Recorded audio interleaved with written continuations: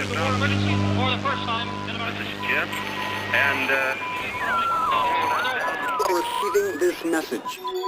We are Ken Jennings and John Roderick. We speak to you from our present, which we can only assume is your distant past, the turbulent time that was the early 21st century. Fearing the great cataclysm that will surely befall our civilization, we began this monumental reference of strange and obscure human knowledge. These recordings represent our attempt to compile and preserve wonders and esoterica that would otherwise be lost. So whether you're listening from an advanced civilization or have just reinvented the technology to decrypt our transmissions, this is our legacy to you. This is our time capsule.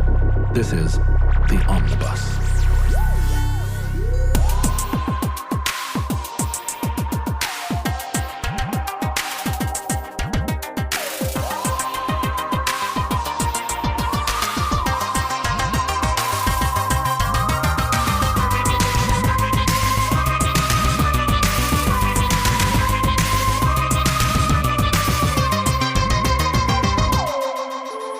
You have accessed entry 1120.1K2248, certificate number 9795.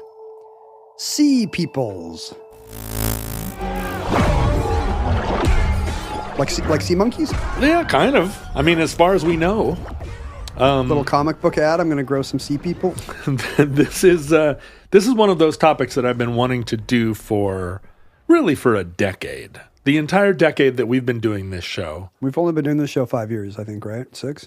No, I think it's 2017, late 2017. It's like December 2017. Well, but still, it's 2017. We're not Koreans. It's not like oh wait, maybe I said that wrong. Maybe if we were Koreans. I'm more Korean than you. That's it for would be damn a sure. whole year. Our first show came out on, December 7th, 2017, Pearl Harbor Day. A day that will live in infamy for 2 reasons now. So fine, 6.5 years. Yeah, that's a long time. So, and for most of that time, I've been wanting to do this show, but it is such a sprawling story a real saga. Yeah, it's a real epic. It's pre-epic even. But I'm going to truncate it by really not naming any of the major players and just sort of giving giving this story in broad strokes. So no proper names. Yeah, so don't give me a bunch of your questions about who exactly said what. So this is the opposite of an AI summary. This is Sea Peoples : The Vibes edition. That's exactly right. Well, who I'm not naming, because a lot of the story, as we know, of Western history. You did woke quotes, thank you. Sort of small woke quotes, because it's like, what else do we have? And you have arthritis. Yeah, just a minute ago, I was like, what do they call the white broccoli? You just asked me, what do you call the white broccoli? And you were like, do you mean, I don't even remember what you said. Oh, you said cauliflower. Which is correct. And but you said it with a look on your face like, oh my God, is this the first sign that you're having mini strokes and that you're old man now? It just seems like incredibly stoned guy in a beanbag question. Do we have any more white broccoli? What's white broccoli called again, brah? But this is, a lot of the things that we would have even 20 years ago, back when cultural anthropology was a thing, that we would have described as history.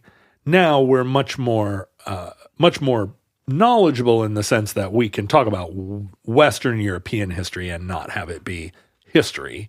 Because a lot of a lot of the stuff, a lot of the transitions between Stone Age and Bronze Age and the Iron Age are things that I think during my entire education no one would have questioned what those things even meant.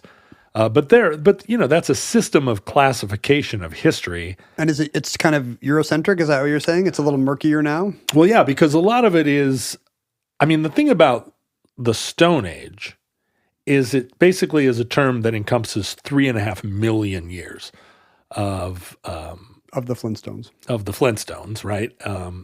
And then there's the Bronze Age, which is really, between 3,300 BC and 1200 BC. It's a lot shorter than the Stone Age. It's a lot shorter. And then Do you think there'd be more than one TV show from the Stone Age, given the millions of years? Yeah, well, there is. What about Land of the Lost? Yeah, there we go.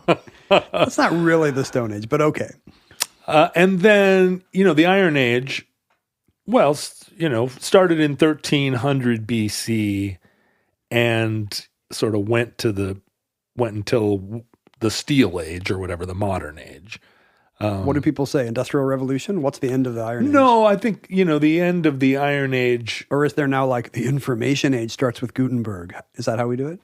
I think, then you get into like what we'll be talking about, kind of the Archaic Age. And again, this is very Greek centric because most of our written record starts during this sort of end of the Bronze Age period. And prior to that, there's not really very much writing.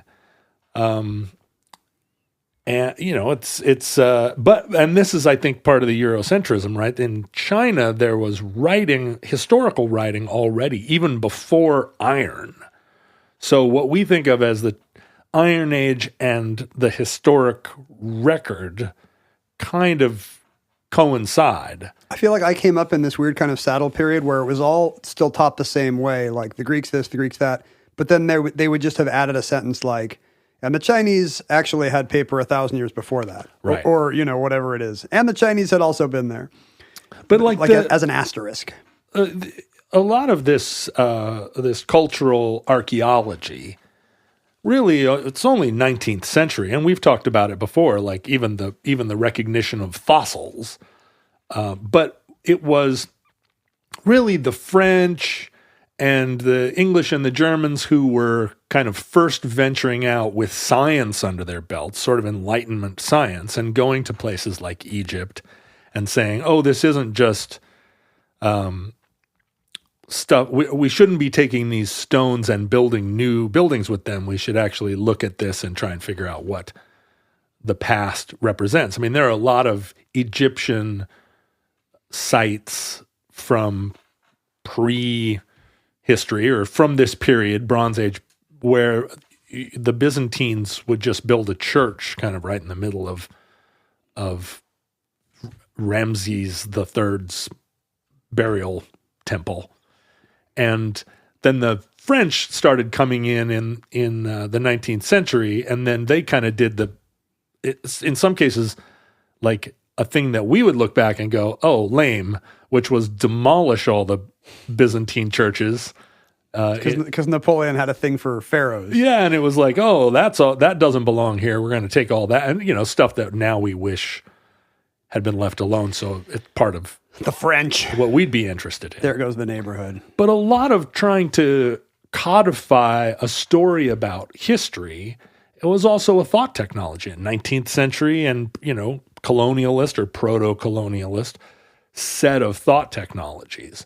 The idea of bronze and stone and iron ages was really it was an invention of a guy named C.J. Thompson.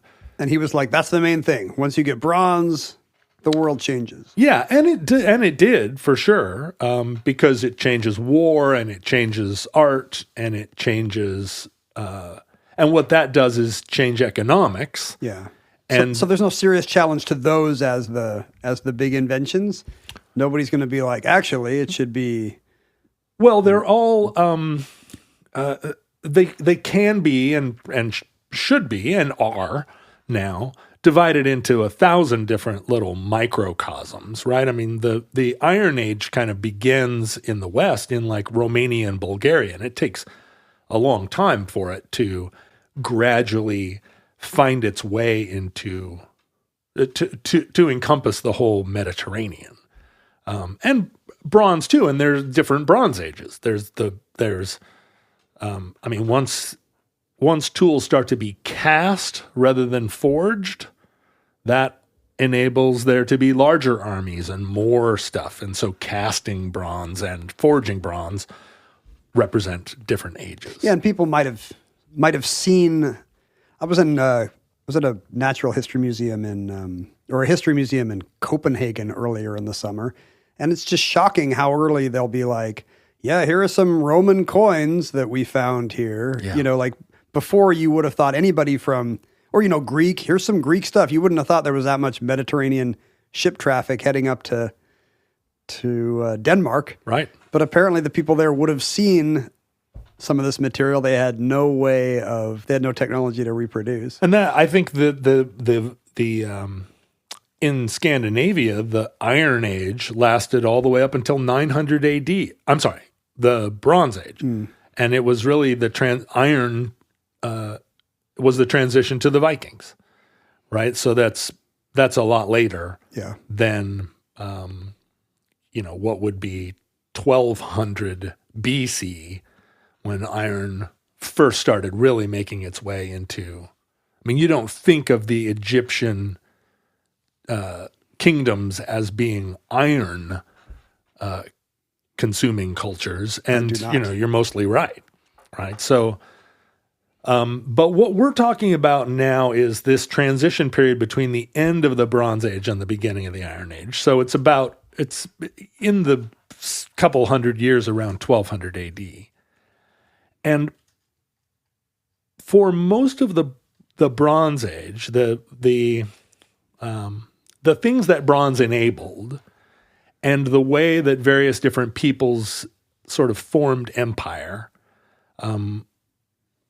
it represented, and again, sort of pre-written history, all of these cultures that we know primarily from the epic tales of the Greeks, looking back, when you think about the Homeric sagas, right? They're talking about prehistory.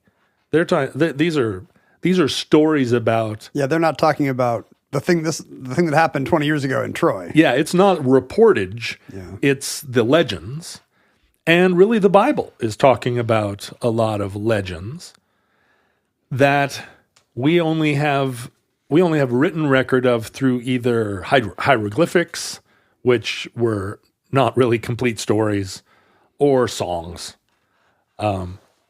And so, I think on a lot of these things, there's consensus, but no real proof of like when the stories actually were told. Like, I think Bible scholars now think that a lot of the patriarchal stuff from Genesis was told at a certain period of time, thousands of years later, as an retrospective origin story in the face of, I don't know, the Babylonians maybe, or something like that. But the documents don't come with any evidence of how old the story is or what times it's even describing. Yeah.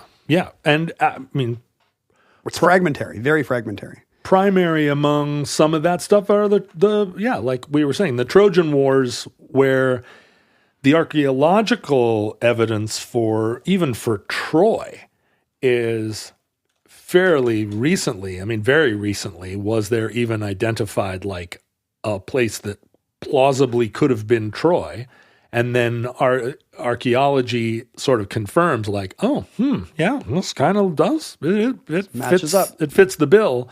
But then trying to decide when abouts there could have been a Trojan War, that date has shifted quite a bit recently until it now is generally accepted to be placed kind of right in the middle of where our story is. And sometimes those dates, they can shift like 1,000 years. Yeah. It's not like several hundred. Yeah, it's not like, was it in this decade or that decade? But what all of the historic record and archaeological record, really everything that we know about the history of the West, from Persia to Paris. Let's say You're just going to stop at Paris? Persia to Paris. Persia to Portugal also has the alliteration. Yeah, Persia to Portugal. But it implies anything important was happening in Portugal. There really wasn't a Paris. Let's just get to that. Yeah. What do they say from Gaza to, and I'm talking about Gaza City, which is an ancient town. Yeah, it's in the story of Samson.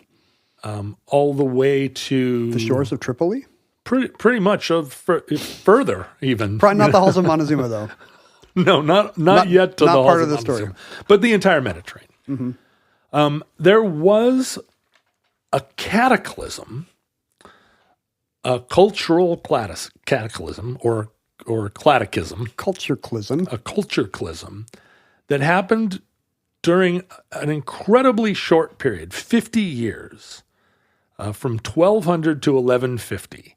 Now, this is again this is the result of a bunch of French and British archaeologists in the mid-19th century trying to make sense of what they're finding. And so things move around. Evidence suggests various things. This is all still very controversial with modern scholars. To this day. But the other thing about modern scholars is that they love to disagree, not just with each other, but especially with 19th century scholarship. And well, you're not going to publish by agreeing. That's exactly right. And so there's a lot of nitpicking. There's a lot of like harumphing. There's a lot of, well, that's true, except not over here. And so therefore that, that discredits your whole theory. There's quite a bit of that. And that even started in the 19th century. But generally, between 1200 and 1150 BC, most of the Mediterranean city-states collapsed or were destroyed. And these city-states in 1200 were extremely sophisticated cultures and economies.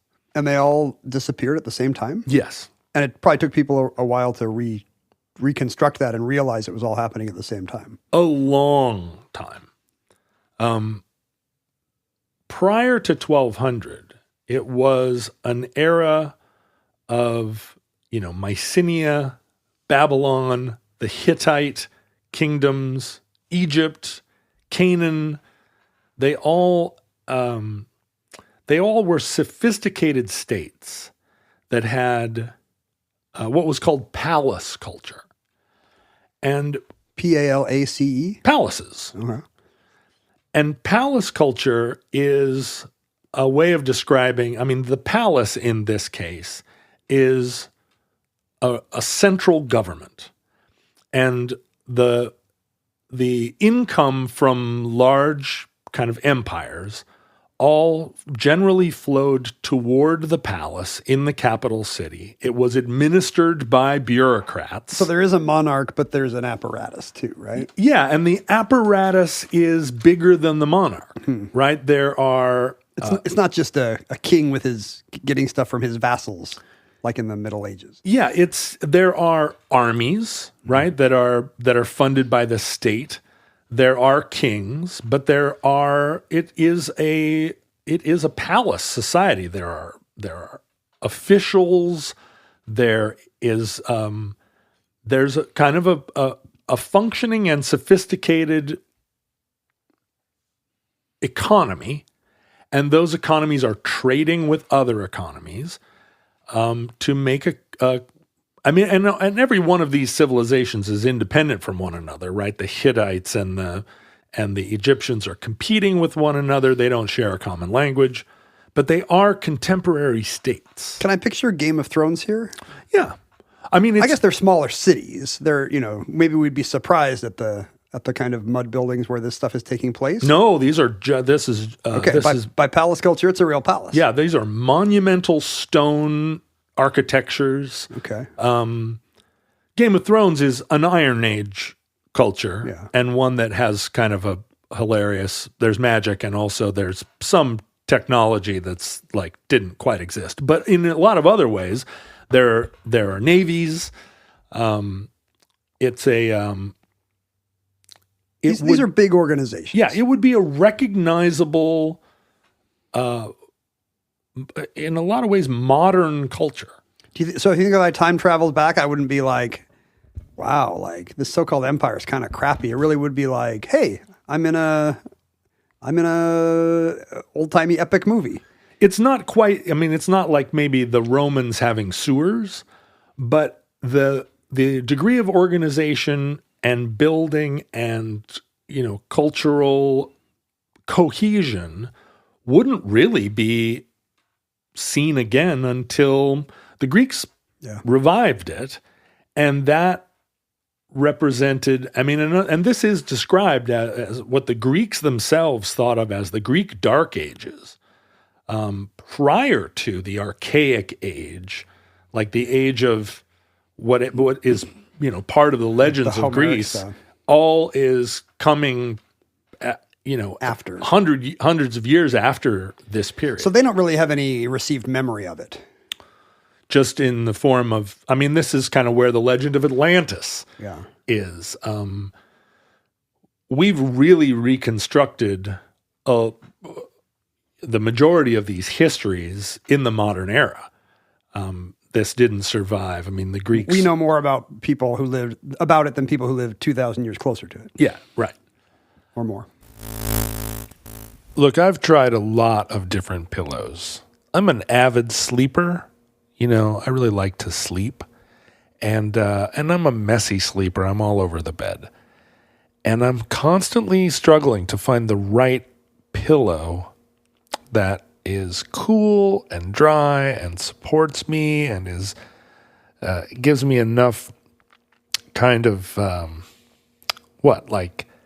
got a big head. I'm a big guy. I like to sleep sort of on my side. I like to embrace the pillow. Anyway, all by way of saying, the regular pillows that you get at the store, I've tried them all. Even now, around my house, I've got 16 pillows in various configurations.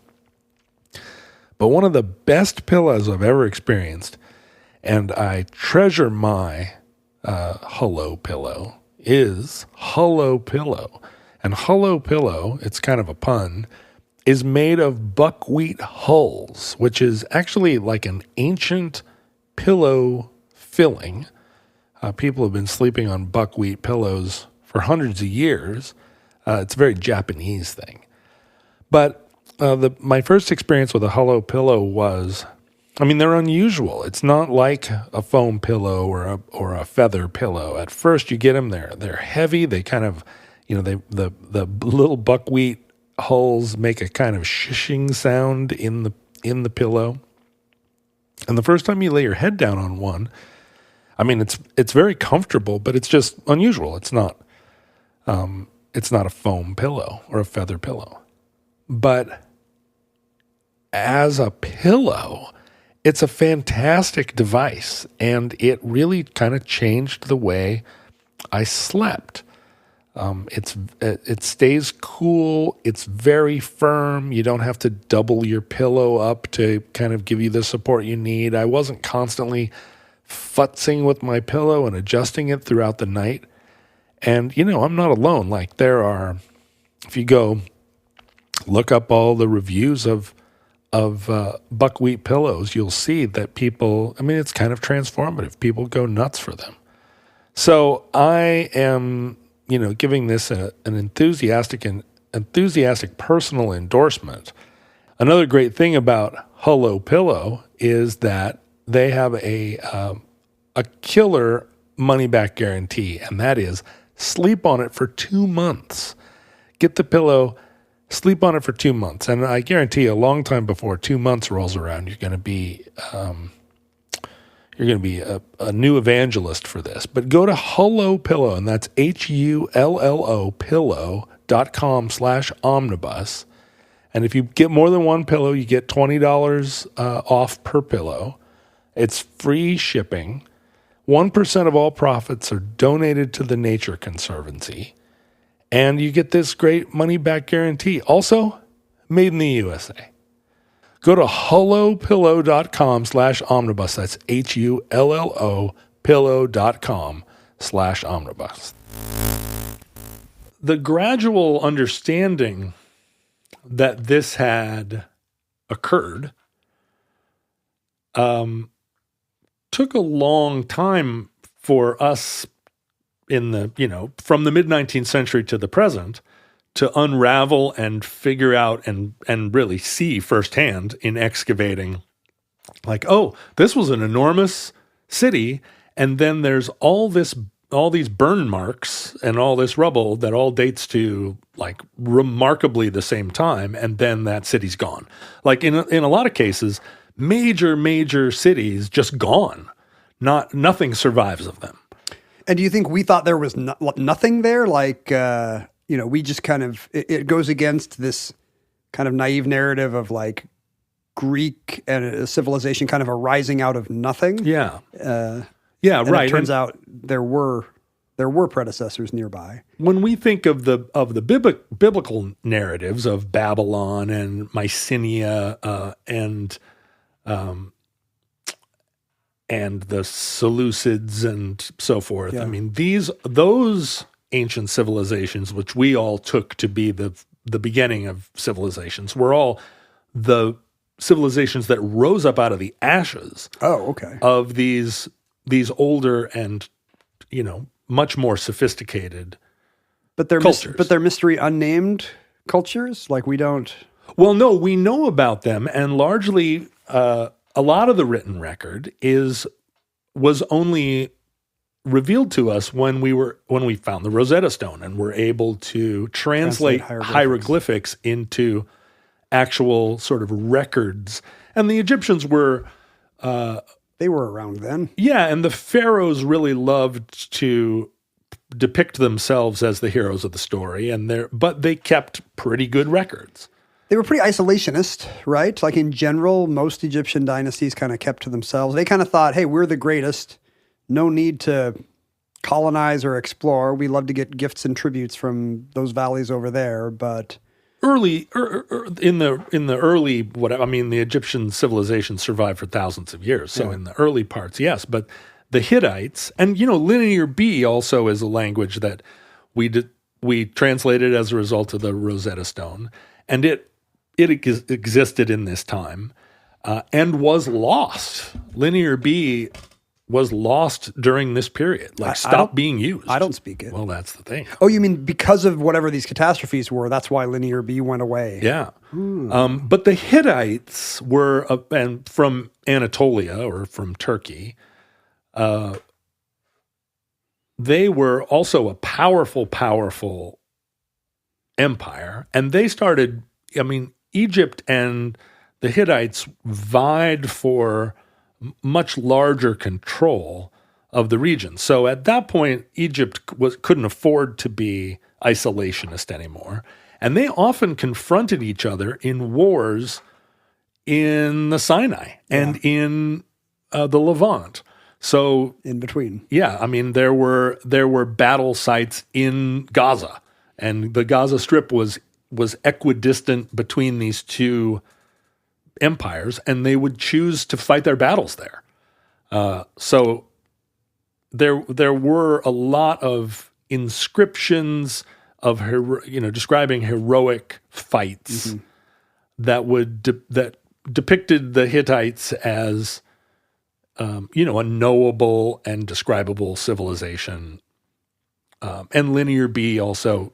But there's surprisingly little firsthand documentation of this, of these cultures, just because, I'm talking about written documentation. Right. There's a lot of archaeological evidence for them.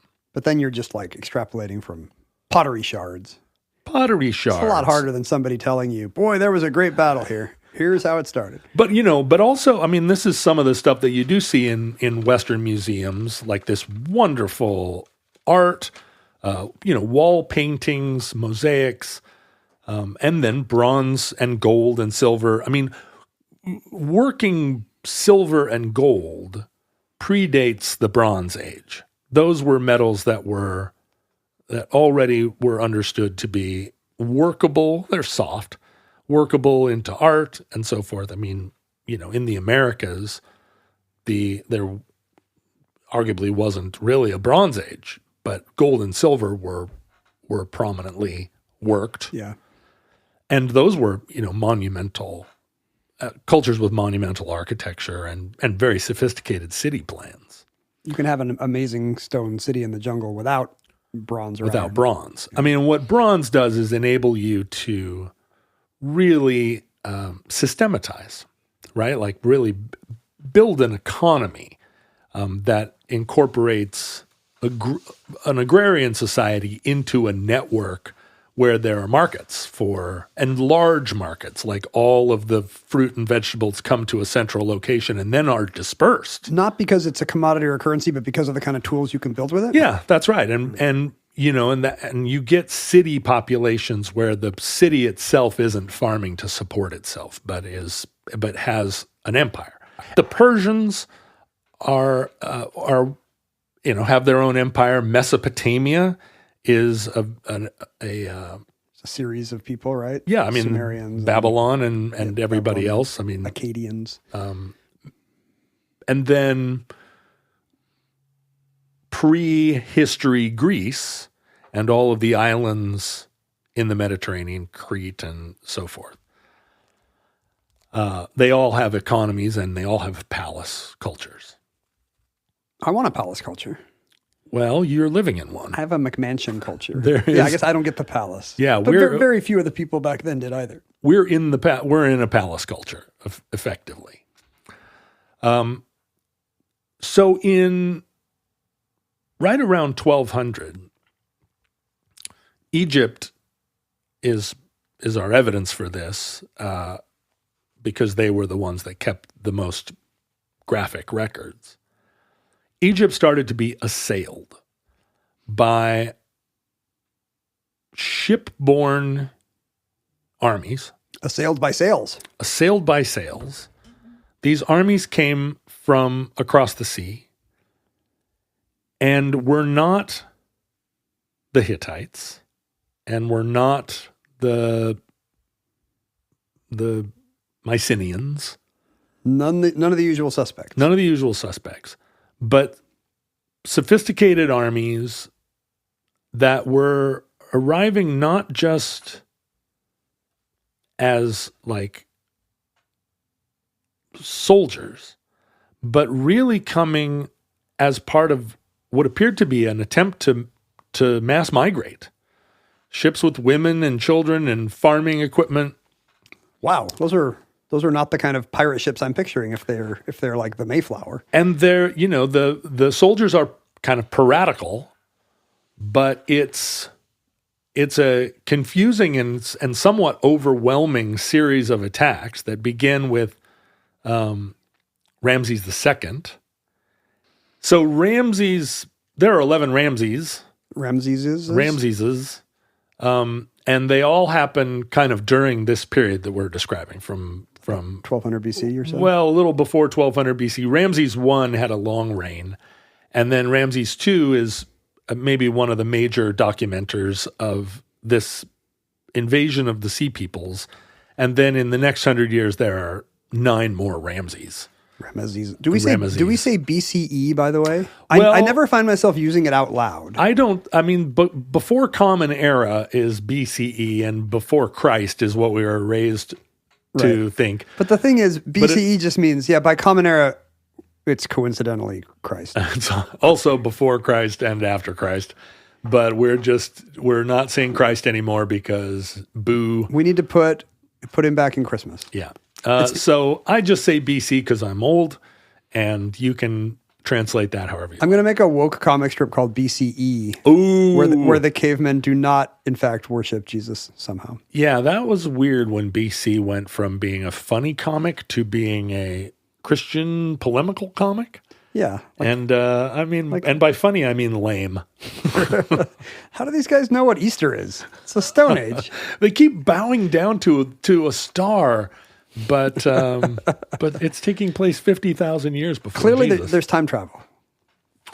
So Ramses III, the search for Spock.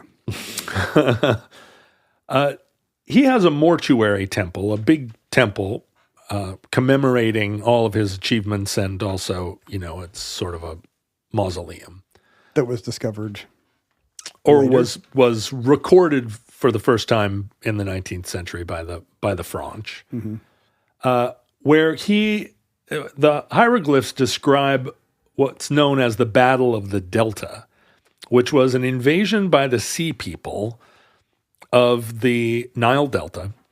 Sea People is such a cool name. I know, it's really cool. I'm picturing Aquaman. And Sea People is kind of a coinage.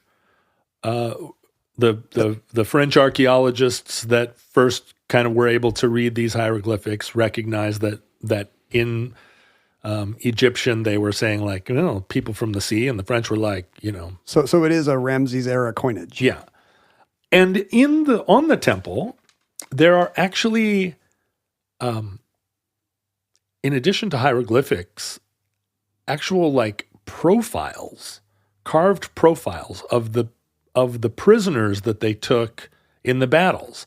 So like little cartoons. Does that mean they looked different than them Yeah. ethnically somehow? They were like, check out these guys. They had sort of headdresses and looks so that they could be identified as these groups. And all these invaders were also known as the Nine Bows.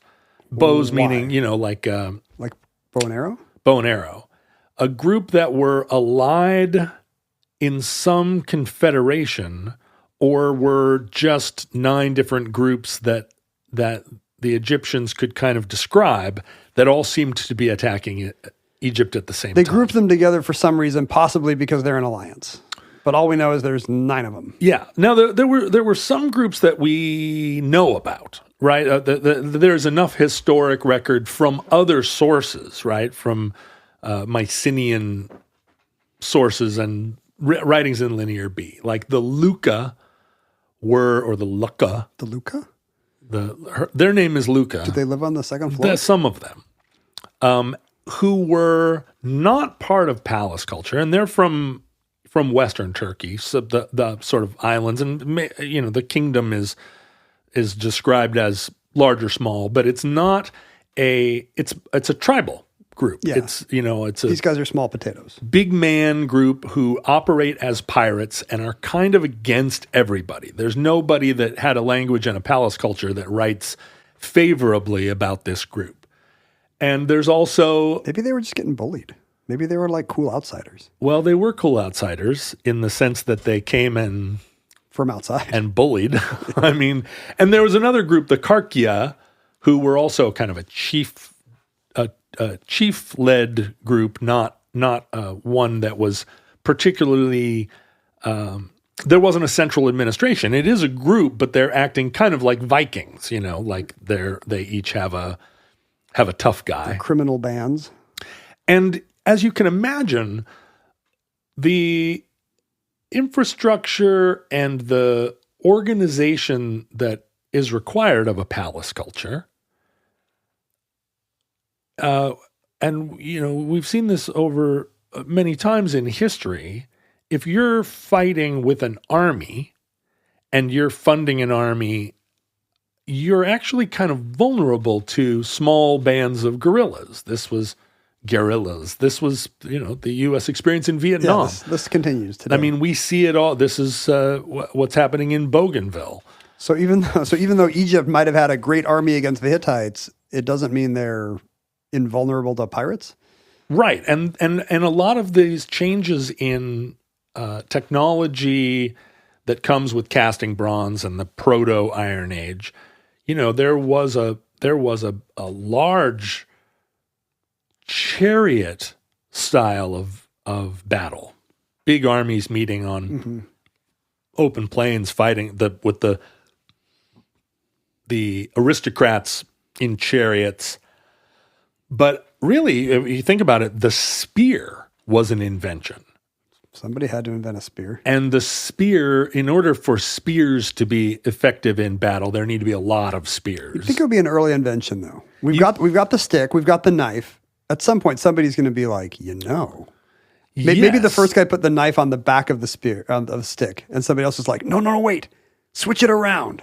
But I think part of it is that the stick went from being something that you would use to kill a buffalo to being part of an organized system of war where there's got to have strategies. 15-foot-long sticks with cast bronze tips being used in group maneuvers.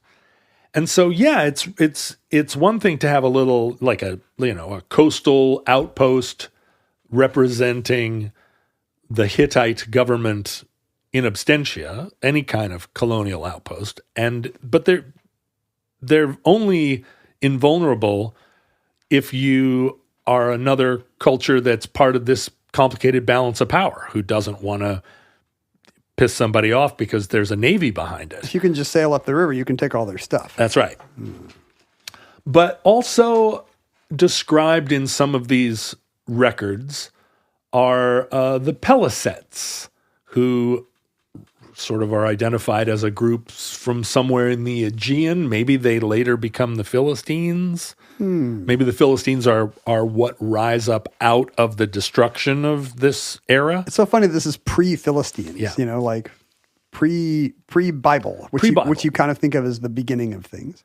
There's the Shekelesh, which if you look at some of these descriptions or some of these carvings, these cartoons, they sort of look like what later was discovered in Sicily. So how people from Sicily are part of this? It does sound like Sicily, right? Shekelesh. It's very unclear. And they're already making trouble. The Sherdans.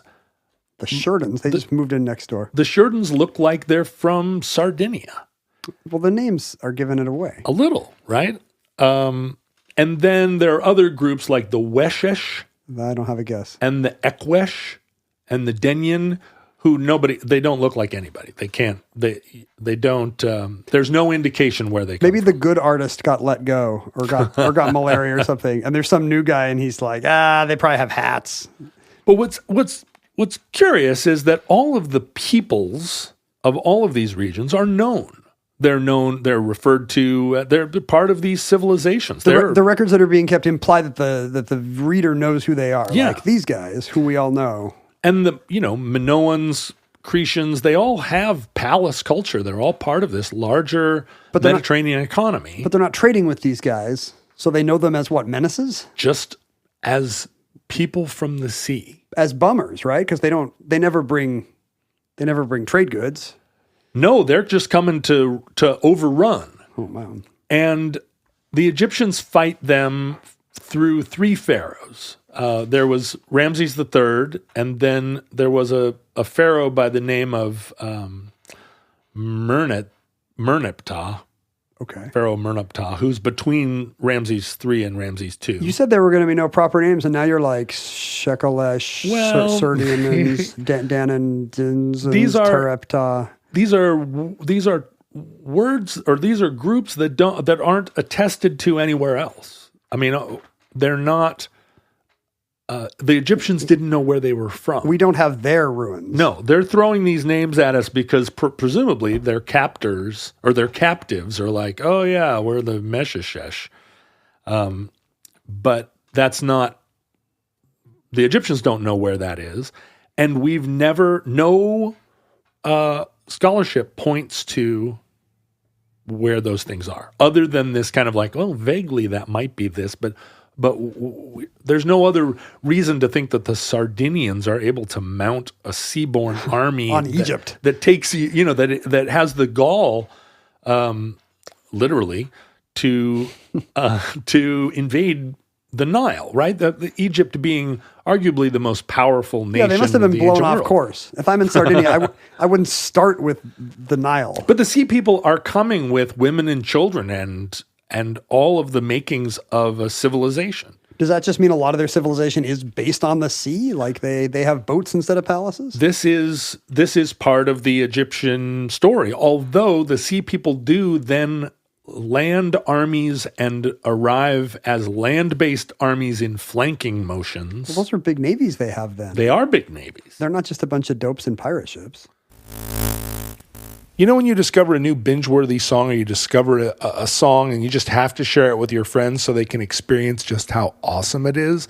Well, that's kind of what it feels like when you discover that Mint Mobile offers premium wireless for $15 a month when you purchase a 3-month plan. It's such an awesome deal that there's no way you can keep it to yourself. Friends don't let friends overpay for wireless. Say bye-bye to your overpriced wireless plan and switch to Mint Mobile today. All plans come with high-speed data and unlimited talk and text delivered on the nation's largest 5G network. You use your own phone with any Mint Mobile plan and bring your phone number along with all your existing contacts. So to get this new customer offer and your new 3-month premium wireless plan for just $15 a month, go to mintmobile.com/omnibus. That's mintmobile.com/omnibus. Cut your wireless bill to $15 a month at mintmobile.com/omnibus. $45 upfront payment required, equivalent to $15 a month for 3 months. New customers on first 3-month plan only. Speeds slower above 40 gigabytes on unlimited plan. Additional taxes, fees, and restrictions apply. See Mint Mobile for details. The pharaoh Merneptah, who was, identified or was part of this battle against the 9 bows, the 9 sort of knowable anti-Egyptian groups, in one of his inscriptions claims to have killed 6,000 of these invaders. Sure you did. And as proof of the numbers, all of the uncircumcised dead, he collected their penises as evidence of his victory. He collected just their foreskins, or their penises. The whole shebang? The circumcised enemies. So this is indicating that this is a combination of circumcised and uncircumcised peoples. He didn't, for some reason, I'm not sure why, collect uncircumcised penises, because who wants those? Collectors tend to specialize. That's right. For them, he collected their hands. So he brought this back as proof that his campaign had been... Yeah, like here's a big pile of hands and penises. I have to think he could not have done it single-handedly. Or single-penistly. That's a Ken He probably joke. did it single-penistly. Maybe he did. And it's interesting, like circumcision is one of these practices that's kind of global. There are different cultures around the world unconnected to one another. They just discover the marvel of circumcision. Who are just like, you know what? We're looking for a rite. I'm looking at a baby. Let's see. What could I trim? It's like he's got to become a man at some point. Maybe when we snip off the end of his penis, that'll be the way. I guess. I mean, it wouldn't be my first pitch, but... So, I mean, there's no way to kind of say like, oh, well, the Semitic ones are the ones without the foreskin, because there are people in Africa, there are people all over that are practicing this. But they must arise from multiple places if he's facing both circumcised and uncircumcised warriors. That's right. And so you would assume, in the absence of an organized administrative palace culture, that it would be very difficult to put together a coalition of pirates that aren't even really united in their own peoples. Yeah. To form a massive seaborne invading army that comes with all of the makings of what appears to be not just a invasion, but a migration. Yeah, not just a raid. And this is also a period of migration. People are moving around. Groups are civilizations are kind of absorbed as they grow. They're sort of absorbing different groups. It's not what had formerly been a very stable culture, a very stable archipelago of cultures. Mm-hmm. Is sort of starting to come unraveled at the same time. But for 100 years or more than 100 years, in Western archaeological thinking, this period, the end of the late Bronze Age, this enormous cataclysm that happened in the space of 50 years, which is nothing at all, it was understood to be the result, the absolute single result of this mystery group of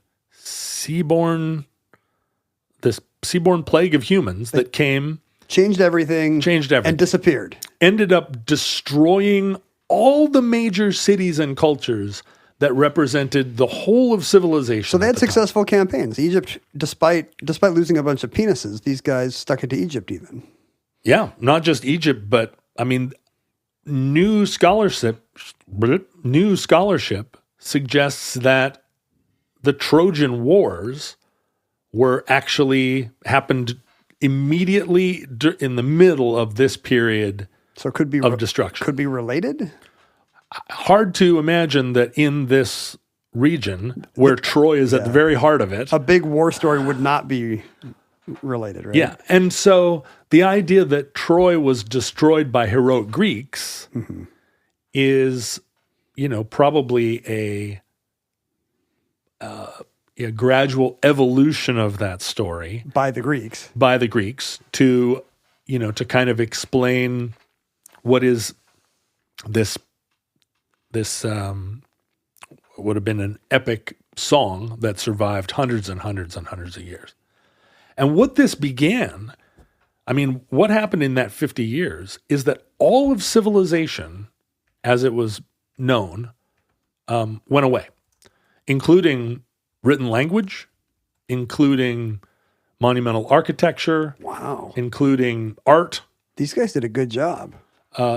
Something happened that basically put everybody in the ancient West back to basically a village-based agrarian culture with no technology for all intents and purposes that persisted for 500 years.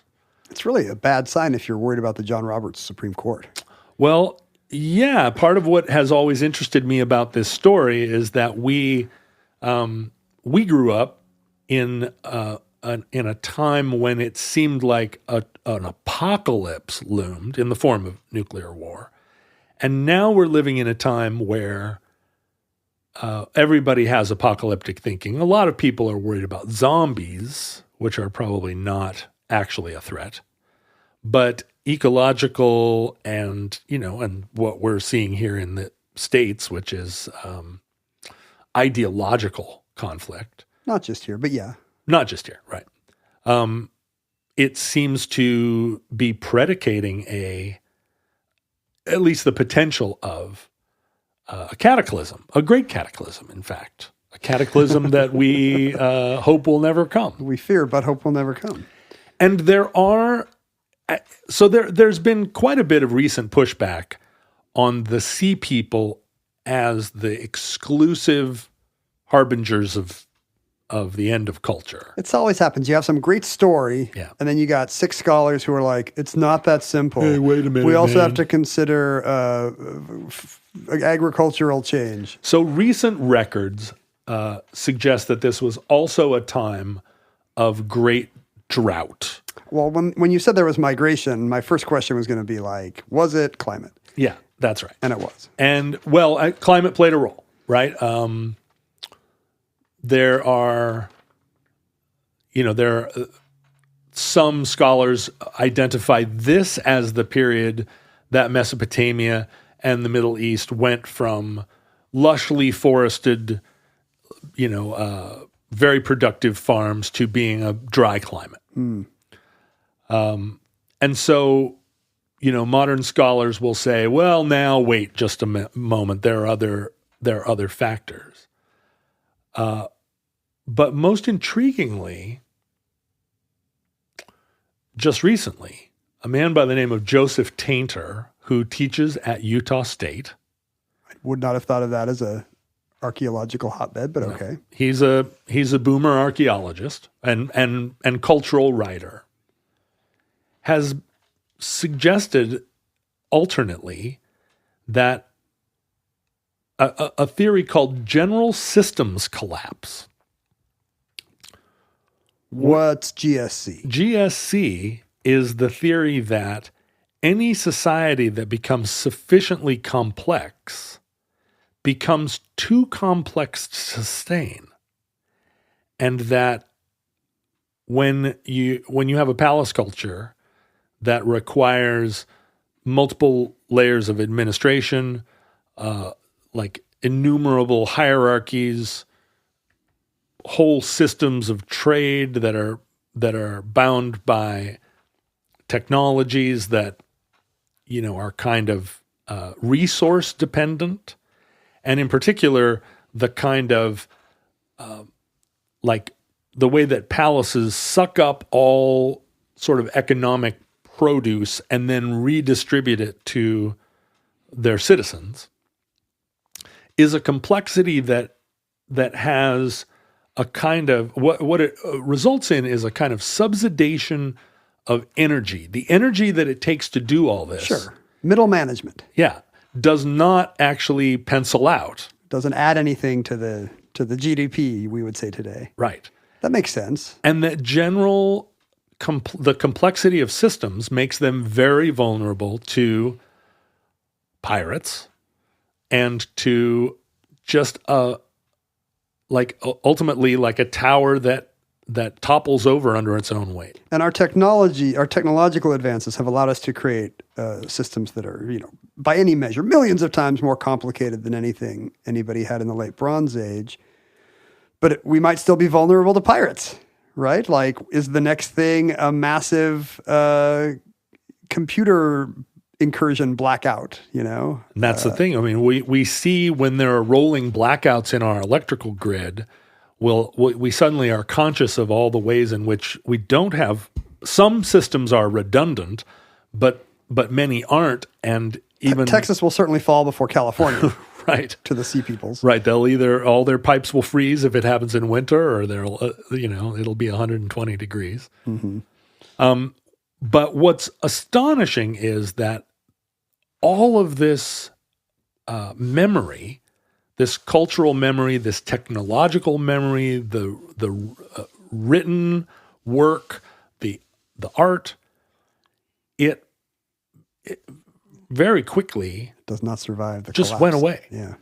And for the early days of the the early days of the Iron Age, as the technology to work iron came on the scene, it was being spread through a kind of network of unconnected and disorganized, like basically Stone Age people who now were getting this sort of new metal, but not really turning it into. They lost the ability to turn it into empire. There was no continuity. It wasn't like Iron Age is a promotion from the Bronze Age. It's like coming out of a crater. Right. And it was really a population explosion in Greece that resulted in, what happened in Greece was that they developed the Greek alphabet and were then expanding outward and encountering all the remnants of these civilizations throughout the Middle East. Right. And, there were some, like Egypt, obviously, although greatly diminished, was still, still maintained. It's still a country today. You got to give it to Egypt. That's Not too right. many of these places from 6,000 years ago are still in the UN. We don't see the shekelish or whatever. But, there are, if you think about like Assyria, which was a sort of like a massive empire in Syria, in Iraq. Persia and Iraq, their name survives in Syria. There's, the Elam culture in Persia obviously endured, or, the Persians endured as a separate kingdom. But it really wasn't until, because the Archaic Age then is the rise of Greece.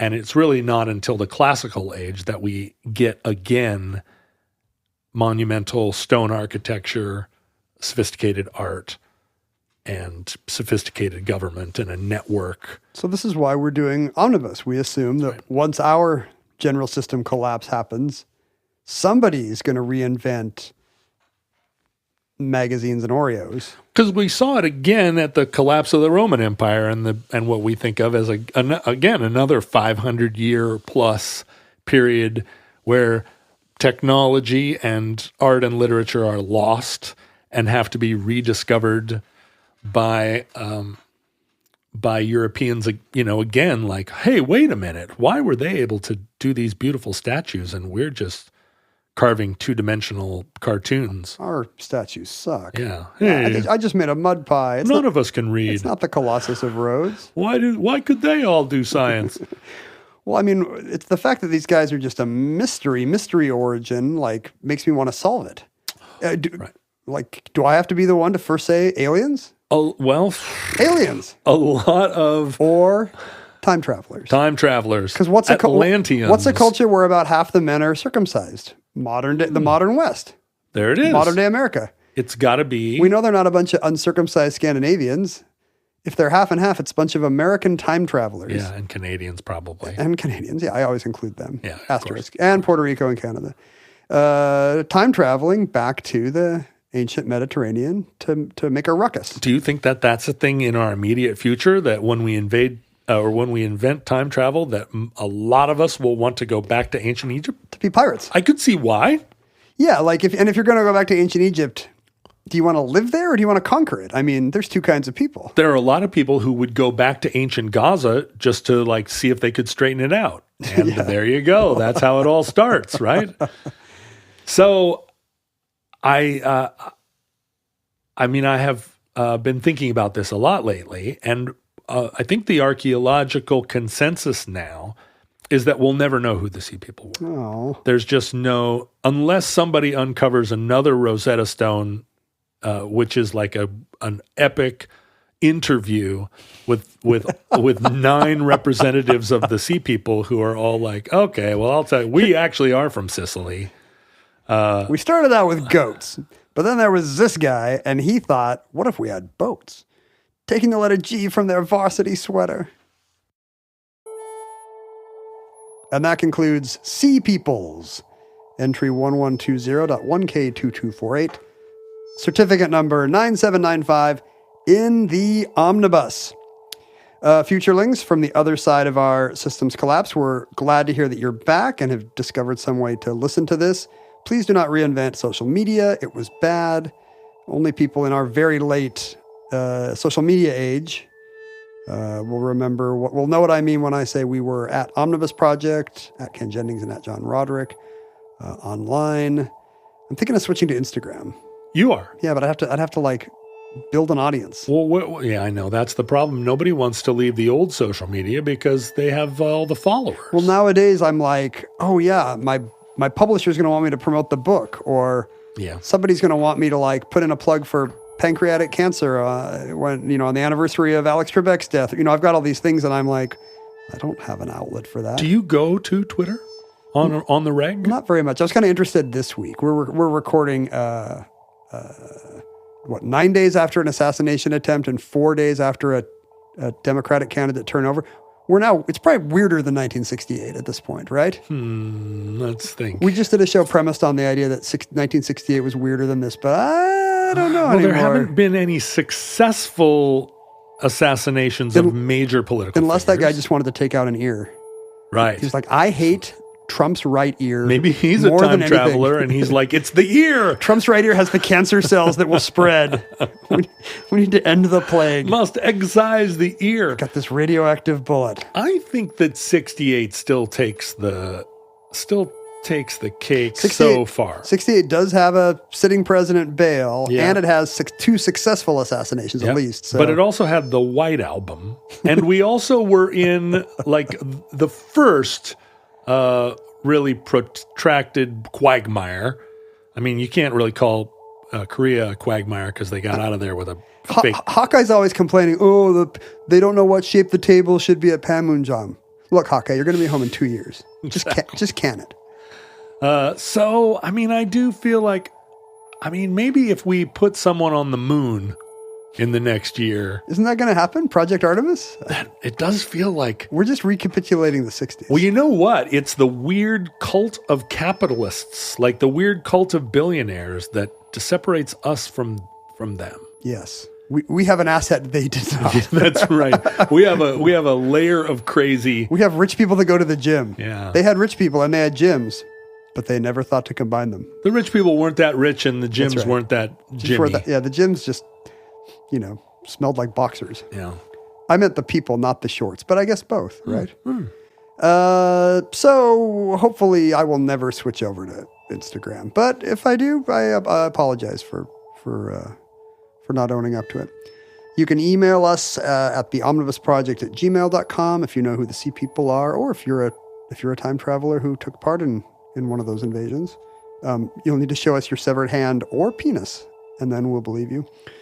You could email us, or you could send us physical items through the mail, thanks to the U.S. Postal Service. By the way, there's a cool new Alex Trebek stamp to check out. I got to go to the unveiling ceremony. I emceed the ceremony where they revealed the stamp. Oh, isn't that nice? So every time there's a new stamp, like there's Postal Service funds allocated to a nice unveiling ceremony that's open to the public. Well, now wait, did you get paid for this? This seems like something you should do pro bono. Well, of course I did it pro bono. Oh, there you go. Okay. We couldn't even upgrade to German chocolate cake because it wasn't in the post office's budget. No! We were told to have Alex's favorite cake. Which was German chocolate? Well, we talked to Jean Trebek, and she said, well, he liked various cakes. He liked chocolate. He liked German chocolate. And we picked the one that was not an upcharge from the bakery, which was chocolate. Chocolate. Does German chocolate cake have coconut on it? It has cocoa nuts? It does. Well, see, I don't like that. Well, it's not German.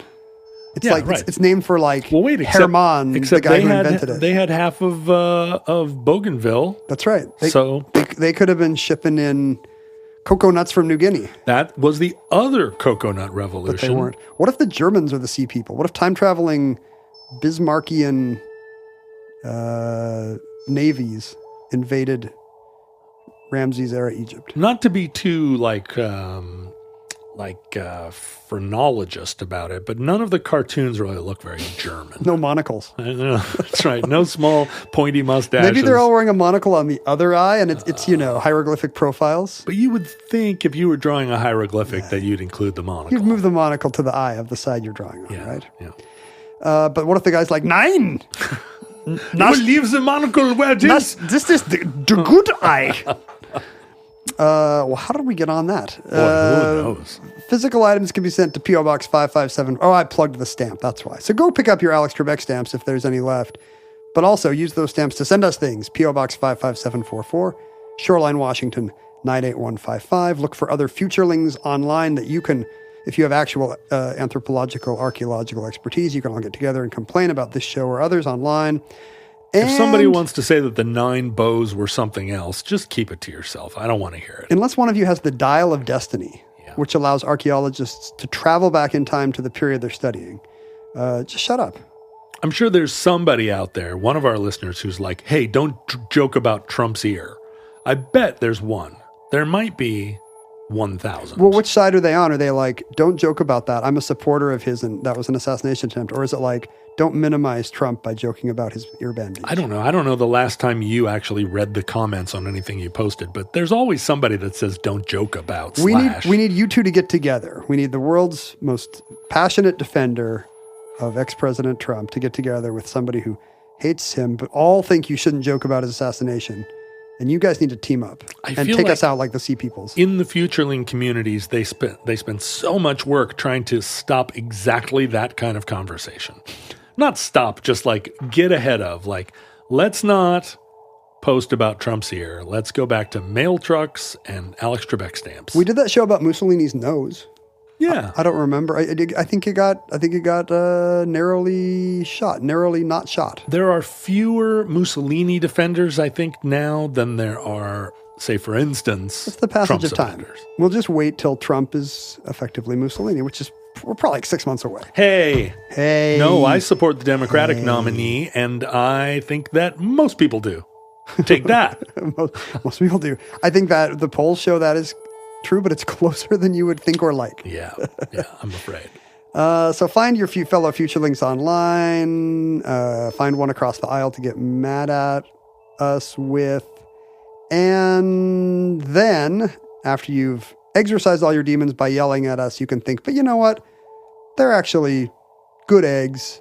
Who? Us? Us. Yeah, for sure. Putting together a pretty respectable podcast on a shoestring. If you knew us, you would like us. On a shoestring. I mean, you do know us for all intents and purposes. They think they do. If you were trying to either loan us money or get us to loan you money, you might feel like, those guys. They don't know that I had hummus sitting in front of me this whole time and was not eating it. So, now they know. They have a parasocial social relationship. People could see me eating hummus. But here's the thing. Parasocial people can only hear it. Here's the thing I know about you.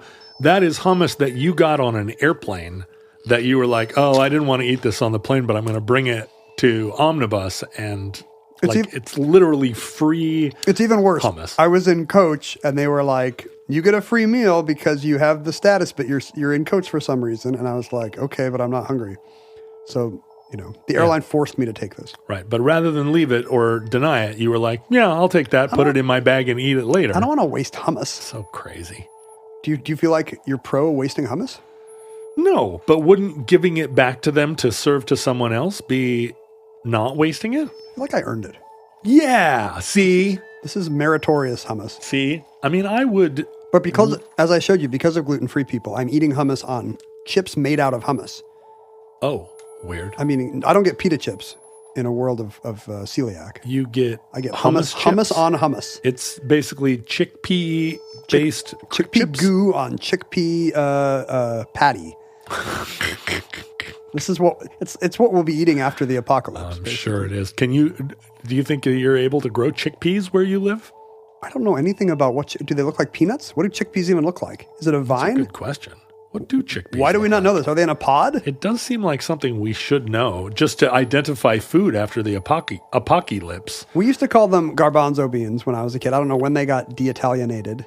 Well, yeah. So I imagine them as growing on like a bean-like vine up the side of a Tuscan villa. Am I close? How to grow and harvest chickpeas. They do kind of look like peanuts. They look like, you know what they look like? They look like edamame, except with only one bean instead of two beans. Boy, these are hilarious little plants. You actually have to harvest each garbanzo bean. Really? Yeah. It's its own little seedling? They each hang down from the plant, so you would have to go... Like cherries? Yeah, you'd have to go pick them like strawberries. I'm imagining a big tree, but instead of being full of cherries, it's full of chickpeas. And then you have to shell them. Boy, this requires an entire... How is this the basis of all these subsistence-level civilizations? Well, and the thing is, like garbanzo culture is the same culture that we're talking about here, Mediterranean culture. These are the things that... Was that one of the 9 bows? The garbanzos are invading. These were probably originally cultivated by the Mycenaeans or by some other palace culture. It shouldn't be called palace culture. It should be called chickpea culture. Chickpea culture. Because that's what everybody was eating. Everybody was chickpea eating. Bomp, bomp, bomp. That's what it is. I think I never actually got to the end of that sentence, which is we have a Patreon, and would it kill you to support it? Like, who else is talking about chickpeas for this long in your life? Go to patreon.com/omnibus project and see all the benefits to your life you'll receive if you become a supporter. Futurelings, from our vantage point in your distant past, we have no idea how long our civilization survived, and we're guessing now that it probably falls apart just because it's too complex to keep together. But if this entry, like all our possible entries, have I forgotten the script, may have been our final word. You just seem like you could just do it. You could look into my eyes and do it. I can. But if Providence allows, we wish you many goods and cheese and hope to be back with you soon for another entry in the Omnibus.